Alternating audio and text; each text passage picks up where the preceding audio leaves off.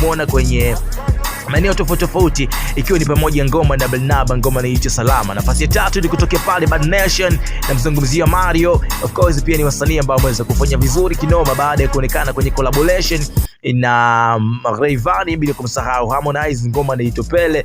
Nafasi ya 2 ni mkali anaitwa Rayvanny kutokea pale Next Level Music, baada ya kuwakutanisha wakari Harmonize pamoja na Mario kwenye ngoma inaitwa Pele, amekamata nafasi ya 2. Nafasi ya kwanza inaitwa Harmonize kutokea pale Konde Gang. Of course ni mmoja wa wasanii wakali kinoma kwenye game yetu ya Bongo Flava baada ya kuweza kuingia of course kwenye hii chart, na Harmonize ameingia kwenye collaboration na msanii anaitwa AY Master, ngoma inaitwa Simuoni, moja ya track kali sana ambayo Harmonize amekuwa ameifanya kwa mwaka huu 2025. So niambie kwenye hii chart tunatamani kuona nani anaonekana, nani ambaye anapandisha moja kwa moja kwenye hizi chart za YouTube.